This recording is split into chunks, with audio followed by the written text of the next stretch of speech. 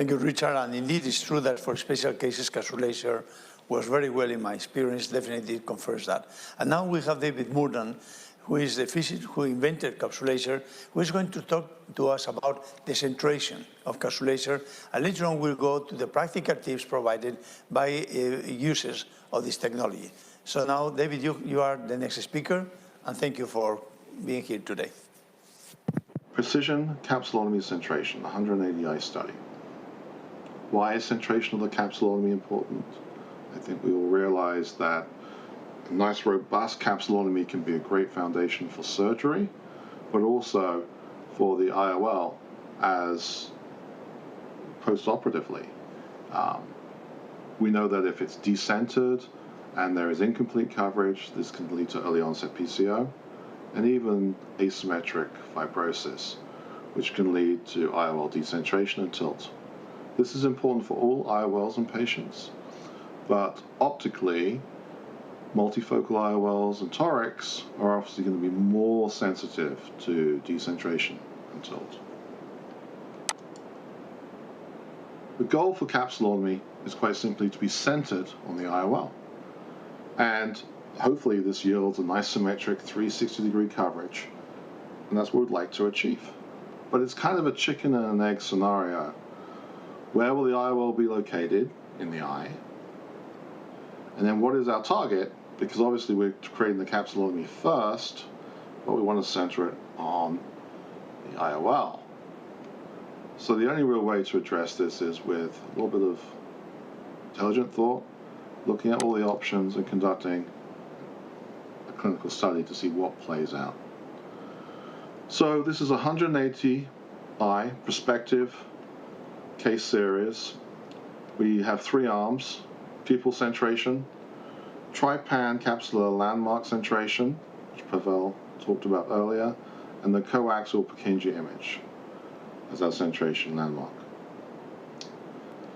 There are 3 groups: pupil centration, centered on the dilated pupil; Trypan capsular landmark centration, centered on the dark, intense capsular stain; and 3 being the coaxial Purkinje image centration group. We basically see wonderful correlation between the Purkinje images and the Trypan landmark.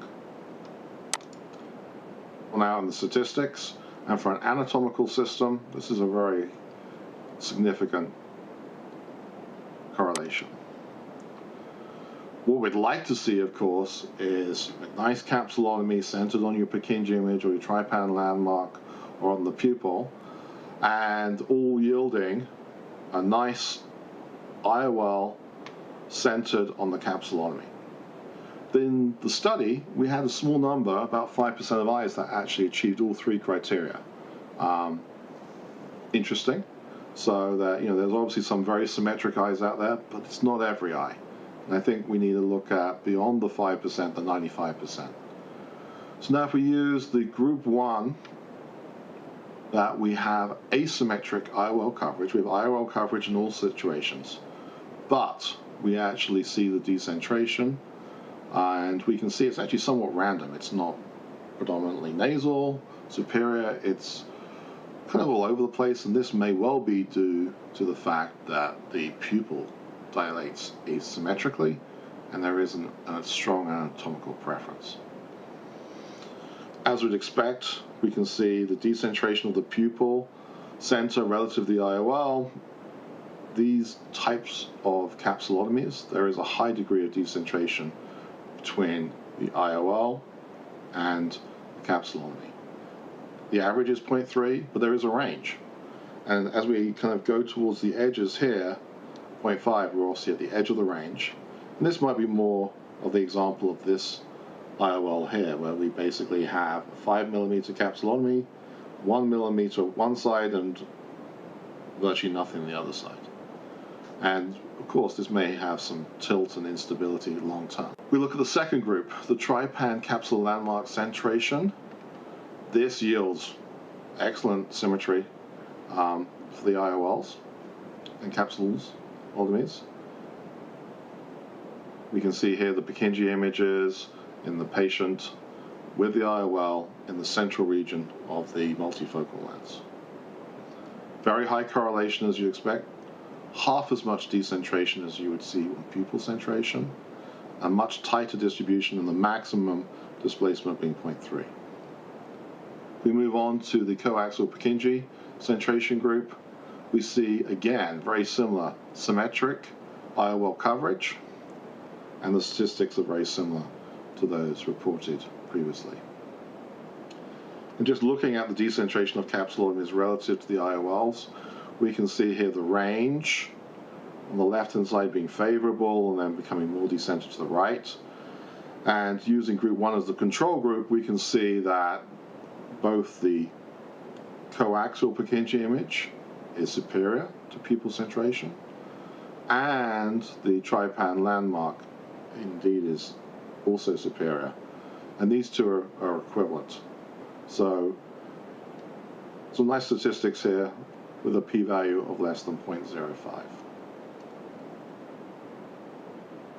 To verify the results, we used Callisto-Eye, but reference matched the IOLMaster data. So here is shown the visual axis as measured by the IOLMaster, and then we have superimposed on here a diameter of 5 millimeters and then 6 millimeters. A way of thinking about these two sizes is that the 6 millimeter represents the optics body and the 5 millimeter represents where ideally the capsulotomy would be located. And we can see for the pupil-centered group, we do achieve some nice centration, absolutely in some eyes. But in the majority of eyes, we see decentration, and actually quite major decentration here. This is what we were seeing in the other images, that when the IOL is there, 6 millimeter optic body, the capsulotomy can be very close to the edge. Now, looking at the Trypan capsular landmark group, we see excellent consistency with the capsulotomy actually being centered on the visual axis and 5 millimeters being achieved. And this is what we're seeing with the IOL body too. It's nicely spaced around here, allowing for some deviation. Indeed, here we have slight deviation, very minor, and I think we'd all be happy if we had that as well. The coaxial Purkinje image group, again, same story as for the Trypan group. Excellent correlation with the capsulotomy being centered on the visual axis. This is not what we intended, but this is what the data shows us. So it's showing us that the IOL is actually quite predictive to be on the visual axis, and intuitively we know this because multifocals and torics would not work that well if that did not occur.